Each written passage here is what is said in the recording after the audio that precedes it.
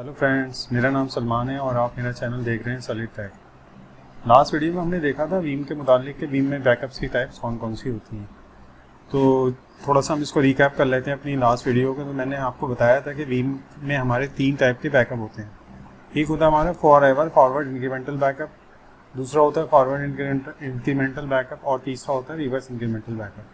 Forward incremental backup में forever forward incremental backup में आपके पास पहला बैकअप फुल होता है और उसके बाद आपके इंक्रीमेंटल बैकअप बनते रहते हैं। अच्छा, इसमें आप क्या करते हैं, एक आप रिटेंशन पॉलिसी सेट करते हैं। जैसे मैंने डिस्कस किया था, रिटेंशन पॉलिसी ये होती है, जैसे यहाँ 7 डेज़ नज़र आ रहे हैं, यानी मैंने अगर रिटेंशन पॉलिसी 7 डेज़ की रखी है तो इसका मतलब ये हुआ कि जैसे ही कोई 8 डे आएगा नया, तो जो हमारा लास्ट बैकअप है वो डिस्कार्ड हो जाएगा। ठीक है, तो ये for ever forward incremental backup और फॉरवर्ड इंक्रीमेंटल बैकअप मोर और लेस सेम ही होते हैं। बस इसमें फ़र्क ये होता है कि आपका जो फॉरवर्ड इंक्रीमेंटल बैकअप होता है, इसमें क्या होती है, सिंथेटिक टाइप का बैकअप बनता है, यानी सिंथेटिक बैकअप भी फुल बैकअप होता है। और ये किस तरह से बनता है, ये आपकी किसी वर्चुअल मशीन से नहीं बनता, बल्कि आपके जो प्रीवियस बैकअप्स होते हैं वीम उसको मर्ज करके एक नया फुल बैकअप क्रिएट कर देता है। तो ये डिफ़ॉल्ट जो होता है, वीम जब भी कोई आप बैकअप स्केजुअल करते हैं या क्रिएट करते हैं तो वो बाय डिफ़ॉल्ट जो होता है फॉरवर्ड इंक्रीमेंटल बैकअप होता है। उसके बाद होता है रिवर्स इंक्रीमेंटल बैकअप। रिवर्स में भी मैंने आपको बताया था कि जो लास्ट बैकअप होता है वो आपका फुल होता है और इन तीनों में रिटेंशन पॉलिसी होती है। तो ये मैंने कुछ फाइलें आपको कल अपने प्रीवियस लेक्चर में बताई थी कि वीबी के क्या चीज़ होती है। तो ये मैं अभी आपको डेमो करके दिखाऊंगा, तो अभी आपको बिल्कुल क्लियर हो जाएगा सारी चीज़ों का कि ये वीबी के क्या होती है। जो हम फुल बैकअप बनाते हैं तो जो हमारी फाइल बनती है वो हमारी कौन सी बनती है, वीबी के। और जो .vsb होती है वो क्या होती है, एसबी से मतलब सिंथेटिक बैकअप। तो vsb से आपकी बनती है सिंथेटिक बैकअप, ये भी मैं भी आपको डेमो में करा दूंगा। इसी तरह vib में बनता है incremental backup, forward incremental backup, और vrb में बनता है फॉरवर्ड रिवर्स इंक्रीमेंटल बैकअप। और vvm क्या होता है, इसका मेटा डेटा होता है। तो चले ये हमने कल इसको देखा था कि किस तरह से ये काम करता है। तो ये हम चलें अभी इसको शुरू करते हैं। तो सबसे पहले मैं आपको अपना थोड़ा सा लैब इन्वायरमेंट बता देता हूँ कि मेरे लैब इन्वायरमेंट में मैंने होम लैब में किस तरह से सेटअप किया हुआ है। तो देखिए मेरे पास 2 ESXi सर्वर हैं। जैसे मेरा ESXi सर्वर 1 है जिसमें आपको IP नज़र आ रही होगी 11.128। इसी तरह आपको सेकंड मेरा ESXi है, इसके अंदर आ रहा होगा 192.168.11.130। मतलब ये 2 सर्वर्स हैं। इन सर्वर्स के ऊपर मेरे ESXi सर्वर्स हैं। इस पर मैंने कोई मशीन वर्चुअल क्रिएट की हुई है और जो मेरी होस्ट मशीन है उसके ऊपर मैंने वीम का सॉफ्टवेयर इंस्टॉल किया हुआ है। तो अब मैं वीम को सॉफ्टवेयर को इंस्टॉल करने के लिए हम वीम पे चलते हैं। सबसे पहले देखिए मेरा वीम का सॉफ्टवेयर है। अच्छा, वीम के अंदर मैं आपको थोड़ा सा और भी चीज़ें बता दूं ताकि आपको कोई कन्फ्यूजन ना हो। मैं होम में हूँ, अगर आप देखेंगे इन्वेंट्री में तो आपको नज़र आ रहा होगा, इन्वेंट्री में मेरे ये दोनों मैंने सर्वर ऐड करा लिए 128 और 130 आपको नज़र आ रहे होंगे। जब मैं सर्वर ऐड कराता हूँ तो इसके साथ उसकी VMs भी आती हैं। जैसे ये आपको एक VM नज़र आ रही होगी 128 के ऊपर। ठीक है, अभी ये पावर ऑफ है, हम इसको पावर ऑन कर लेते हैं अभी जाके। और इसी तरह ये 130 पे भी आपको कुछ मशीनें नज़र आ रही होंगी। अच्छा, इसी के अंदर अगर आप देखेंगे तो ये आप देखें बैकअप रिपोजिटरी पे मैंने क्या करा है, मैंने एक हार्ड ड्राइव, अपनी जो एक्सटर्नल हार्ड ड्राइव है उसको मैप करा दिया और उसमें मेरे पास है ऐप कोलोन, यानी मेरा ये ड्राइव लेटर है मेरी पोर्टेबल हार्ड ड्राइव का। और इसमें मैंने एक फोल्डर बनाया है होम बैकअप रिपोजिटरी, मतलब सारे बैकअप्स मेरे यहाँ पे आके सेफ होंगे। ठीक है, अब हम 1 बाय 1 देख लेते हैं कि हम क्या करते हैं। सबसे पहले मैं अपनी मशीन को ऑन कर लेता हूँ। उसके लिए मैं ESXi सर्वर 1 पे जाता हूँ। तो देखिए मेरा ESXi सर्वर 1 आ रहा है।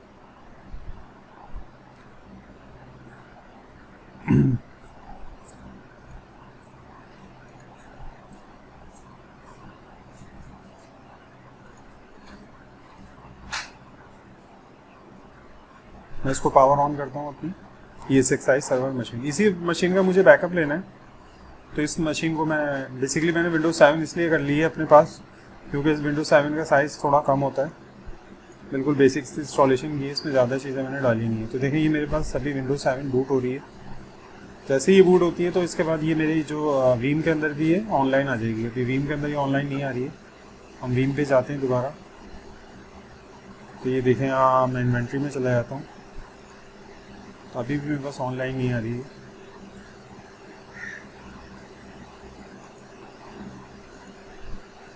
इसमें मैं पासवर्ड डाल लेता हूँ अपना। ये बिल्कुल मैंने फ्रेश इंस्टॉलेशन की थी डेमो के लिए, ठीक है। इनमें कुछ फोल्डर बने थे, इनको हम अभी फिलहाल डिलीट कर देते हैं,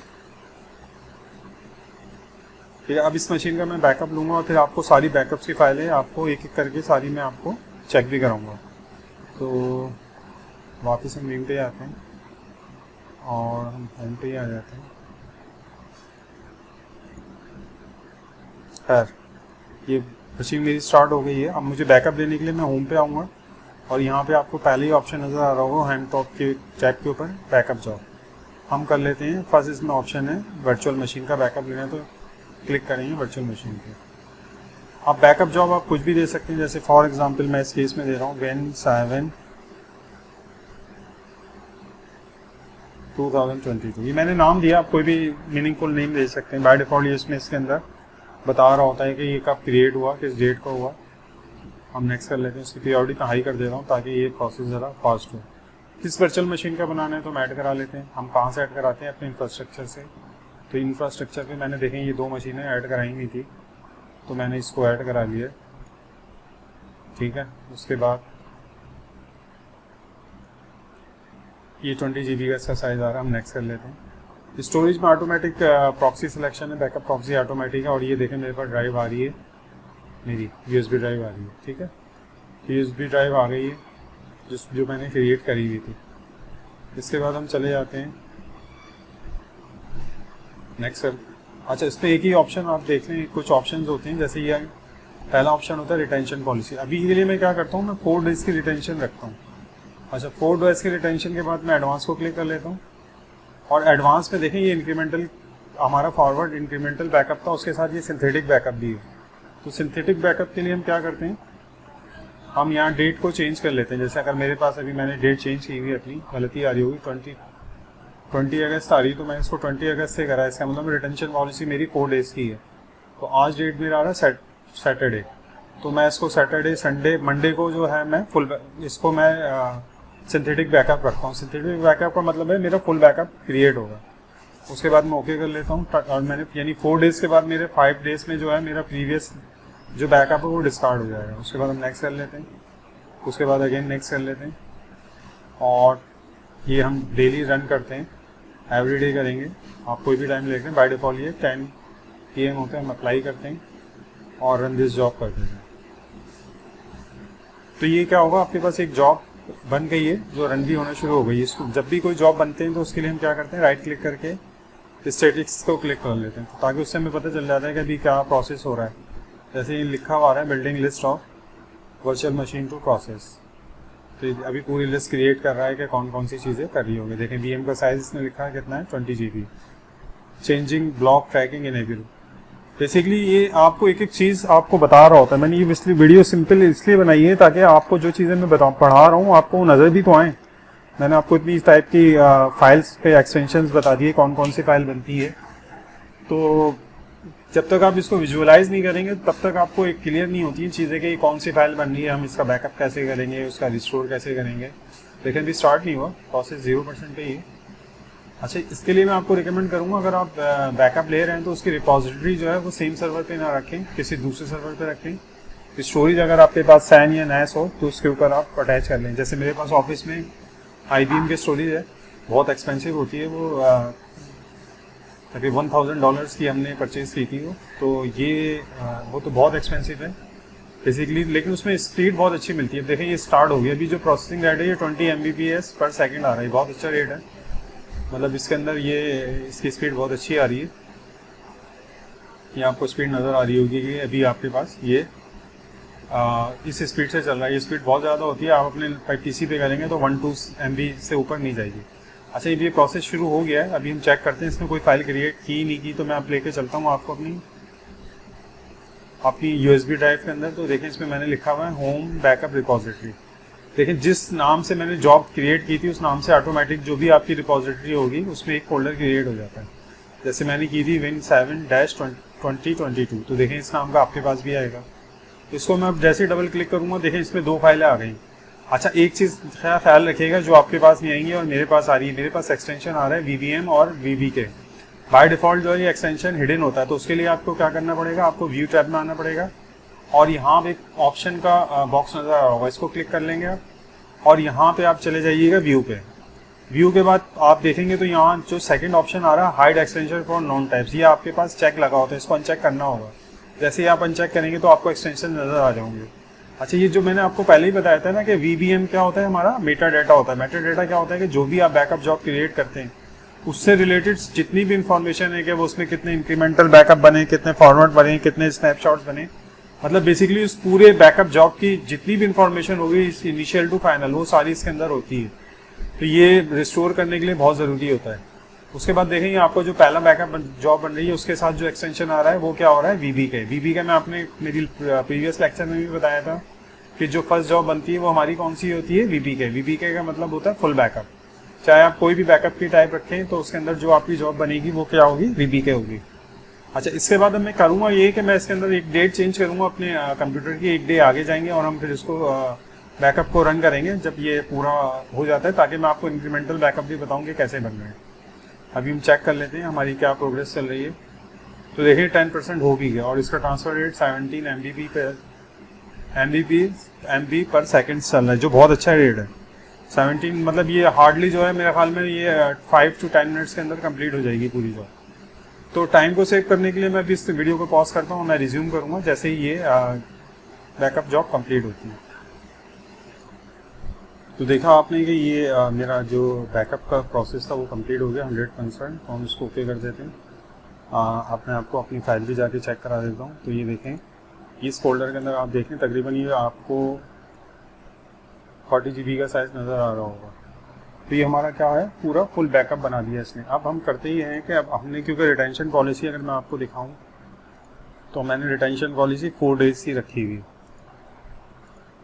रिटेंशन पॉलिसी मेरी कितनी रखी है, 4 डेज़ की। और इसके अंदर मैंने जो सिंथेटिक बैकअप कॉन्फ़िगर किया हुआ है वो मैंने करा हुआ है कौन से डे को, तो ये आपको नज़र आ रहा है मंडे को। मेरे पास अभी डे जो आ रहा है मेरे कंप्यूटर में वो कौन सा आ रहा है, सैटरडे। यानी अगर मैं संडे को ले लूँगा एक बैकअप तो वो मेरा इंक्रीमेंटल होगा, लेकिन उसके बाद जो बैकअप रिपीट होगा नेक्स्ट डे को तो वो सिंथेटिक बैकअप होगा।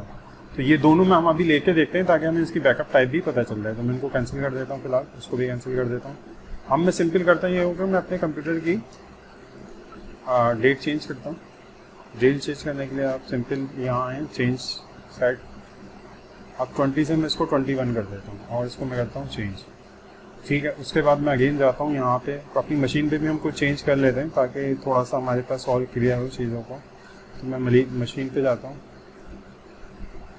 मैं एक फ़ोल्डर क्रिएट कर लेता हूँ मशीन पे, आज कोई फर्स्ट फोल्डर के नाम से।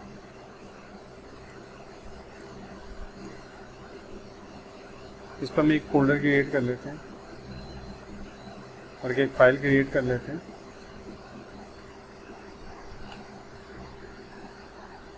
और रे चेंज, बेसिकली इसका मतलब ये हुआ कि मैंने कुछ चेंजेस कर दिए हैं अपने मशीन के ऊपर और मैं उसका बैकअप दे रहा हूँ। ज़रूरी नहीं है आप करें, लेकिन ये एक अच्छी चीज़ होती है, आपको पता चल जाता है कि आप कौन से डे में आपने चेंज किए हैं। दोबारा चले जाते हैं। अच्छा, यहाँ हम क्या करते हैं, हम इसके ऊपर राइट क्लिक करके अपनी जो जॉब्स होती हैं होम टैब पे, देखें मेरी जॉब एक ही बनी हुई है, मैं इस पर राइट क्लिक करके स्टार्ट कर देता हूँ। यानी अब जो मेरा बैकअप बनेगा वो मेरा इंक्रीमेंटल बैकअप बनेगा। मैं आपको चेक भी कराता हूँ कैसे। देखें स्टार्ट हो गई है। जैसे कोई भी जॉब होगी ना, आप उसको स्टार्ट करने के बाद उसको राइट क्लिक करके स्टेटिक्स पे चले जाएंगे तो सारी डिटेल आ जाएगी आपके पास उसकी, कि वो जॉब अभी कहाँ तक पहुँची, कि उसमें कोई एरर तो नहीं आ रहा, किस रेट से वो चेंज हो रही है। तो ये अभी देखें building list of machine to process, अभी जो जॉब बनना शुरू हो गई है। हम वापस जाते हैं अपने फोल्डर में। अभी देखें अभी इसमें सिर्फ 2 ही फाइलें आ रही हैं, एक मेटा डेटा की और एक इसकी फुल बैकअप की। अभी मैंने इंक्रीमेंटल बैकअप बनाया है तो देखें मैं इसको रिफ्रेश करता हूँ, थोड़ी देर में एक फाइल इसमें आना शुरू हो जाएगी। तो आपको पता चल जाएगा कि हाँ ये मेरा बैकअप स्टार्ट हो रहा है। अभी 0% पे, अभी तो ये स्टार्ट ही नहीं हुआ क्योंकि थोड़ा सा टाइम लेता है। तो ये देखें अभी बिल्कुल क्यू में चला गया, 0% के अंदर है। तो इस तरह से क्या करेगा, ये थोड़ा सा टाइम लेने के बाद स्टार्ट कर देगा। तो बेसिकली हम करेंगे ये कि अभी हमने फर्स्ट डे के अंदर फुल बैकअप ले लिया, सेकंड डे के अंदर हम इंक्रीमेंटल बैकअप ले रहे हैं और थर्ड डे के अंदर ऑटोमेटिक ये क्या करेगा, जब भी जैसे ही मैं बैकअप लूँगा ये सिंथेटिक बैकअप लेगा। क्योंकि मैंने पॉलिसी आपको अभी चेक भी कराई है, कौन सी रखी है, संडे की पॉलिसी मैंने रखी है कि वो देखें अब इसने बहुत तेज़ी से कर दी है। क्योंकि मैंने आपको पहले भी बताया था कि जो आपका फर्स्ट बैकअप होता है उसमें टाइम लगता है, क्योंकि वो स्क्रैच से होता है, 0 से 100% तक होता है। सेकंड बैकअप जो होता है हमारा इंक्रीमेंटल होता है। इंक्रीमेंटल बैकअप बहुत फास्ट होता है, हार्डली जो है बड़ी बड़ी मशीनें भी जो हैं वो 10 मिनट्स के अंदर हो जाती हैं, 10 to 15 मिनट्स में। तो ये तो छोटी सी मशीन है अभी और होम पीसी है, तो इसमें इतनी ज़्यादा स्पीड मिलेगी, लेकिन ये फिर भी कंपैरेटिवली उससे बहुत ज़्यादा फास्ट। देखें 100% हो गया, आपकी हार्डली इसने बहुत कम टाइम लगाया है, तो ये 100% हो गया। हम इसको ओके भी करते हैं, हम वापस जाते हैं अपनी फोल्डर में और चेक मैं आपको कराना था बेसिकली कि कोई फाइल आती है। तो ये देखें, ये आपके आ गए इंक्रीमेंटल VIB का क्या होता है, आपके फॉरवर्ड इंक्रीमेंटल बैकअप, ये दोनों फाइलें आ गई हैं। इसका मतलब है आपको ये भी पता चल गया, अब आपने देख भी लिया है कि एक मेटा डेटा की फाइल आती है, एक फुल बैकअप की आती है और एक इंक्रीमेंटल की। अब जो हमारी फाइल रह गई है वो रह गई है हमारी सिंथेटिक बैकअप की। तो उसके लिए मैं क्या करता हूँ, मैं अगेन इस पर जाता हूँ और मैं आज देखता हूँ 21 है, तो मैं इसको 22 करता हूँ, इसको चेंज करते हैं डेट को। तो हम चेंज को 10 करके हम चले जाते हैं 22 पे चले जाते हैं, चलो, और इसको चेंज कर लेते हैं, ठीक है। उसके बाद मैं अगेन क्या करता हूँ, मैं अपने इसी पे राइट क्लिक करके स्टार्ट करता हूँ। जैसे ही मैं स्टार्ट करूँगा तो देखें ये एक और नया बैकअप चलेगा।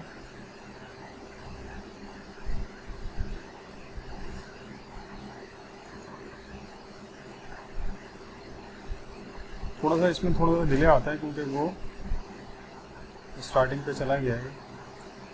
स्टेटिस्टिक्स देख लेते हैं, लेकिन अभी पूरा प्रोसेस स्टार्ट होना शुरू हुआ। इसमें समरी बता देता है ड्यूरेशन कितने हो गए, आपको क्या प्रोसेसिंग स्पीड है, डेटा प्रोसेस कैसे हो रहा है, रीड किस पर क्या है, स्टेटस आपको बताता है, सक्सेस है, वार्निंग है या एरर है।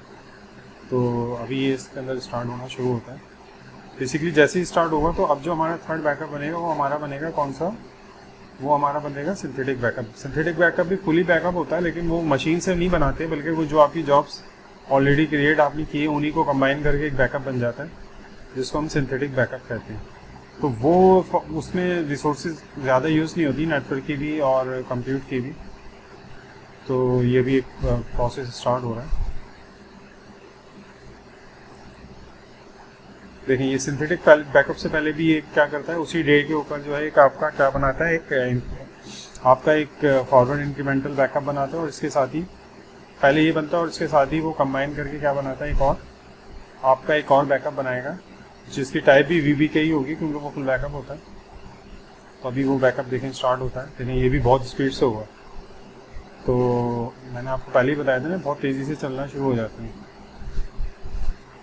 99% पर आ गया ये, और ये तकरीबन 100% पे चला जाएगा।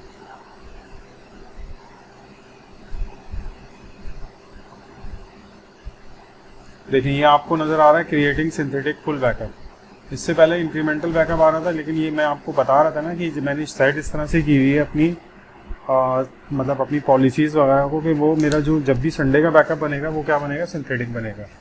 तो देखिए इसमें ये मेंशन भी करता है, ये सिंथेटिक बैकअप है। ये भी फास्ट हो जाएगा क्योंकि ये इंक्रीमेंटल से थोड़ा स्लो होता है, लेकिन फुल बैकअप से थोड़ा फास्ट होता है, मतलब ये इंटरमीडिएट होता है। तो ये क्या करेगा, ये भी एक फाइल क्रिएट कर लेगा, यानी आपके पास अब क्या होगी, आपकी सारी फाइलें क्रिएट हो गई जो हमने भी डिस्कस की थी, सारी फाइलें ना।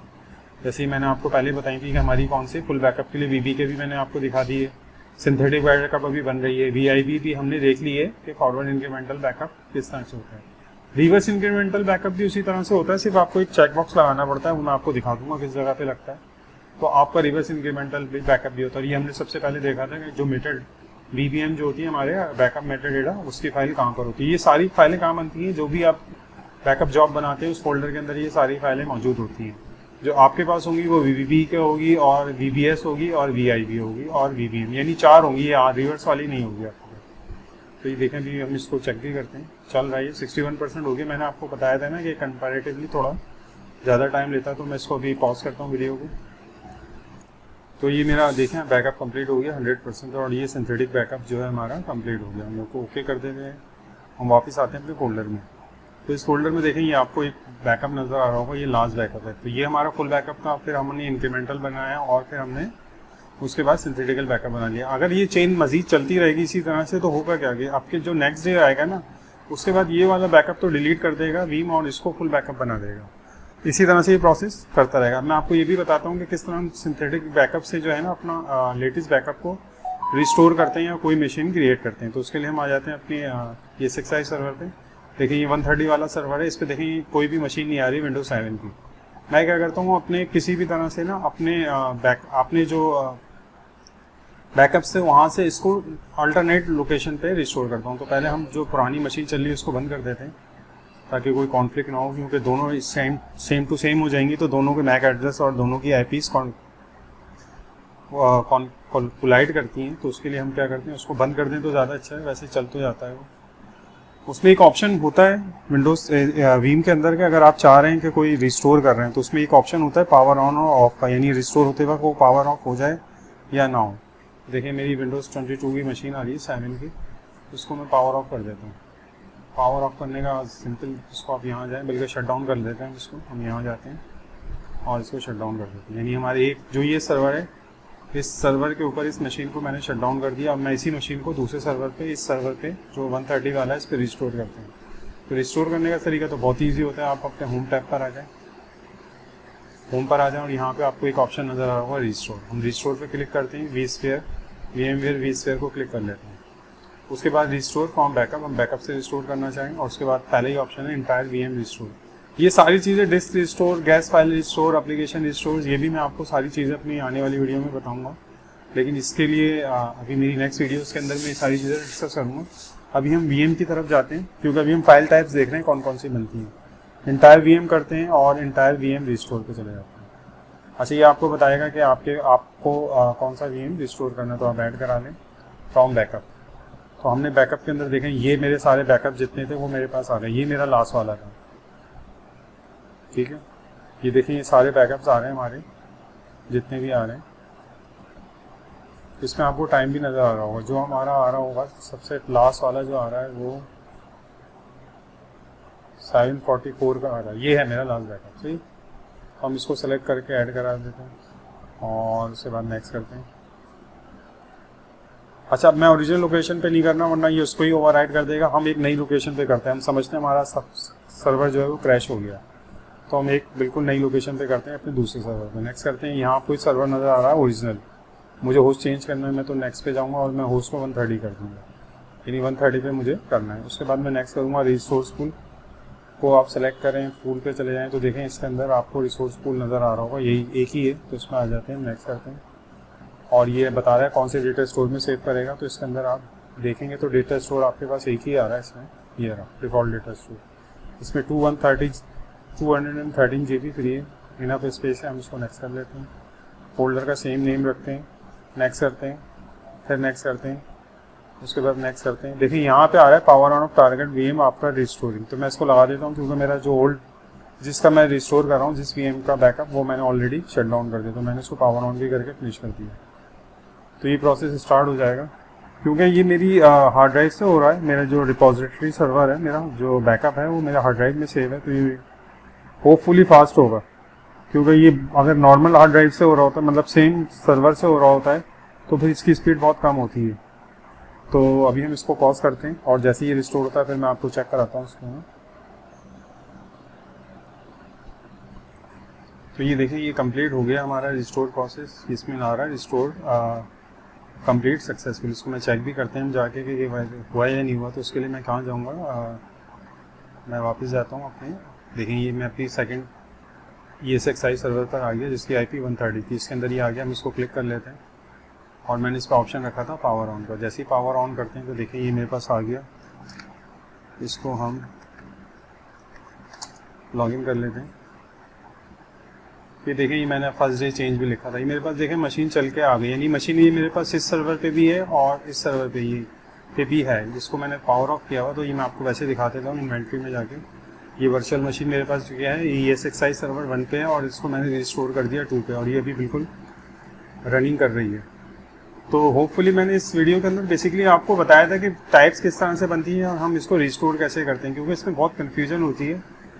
तो बाकी अगर आपको ये वीडियो अच्छा लगा है तो इस वीडियो को लाइक करें, अगर आप समझते हैं कि ये लाइक के काबिल है, और मेरे चैनल को सब्सक्राइब करें ताकि मैं इसी तरह के और कंटेंट आपके बनाता हूँ। Thank you very much for your time.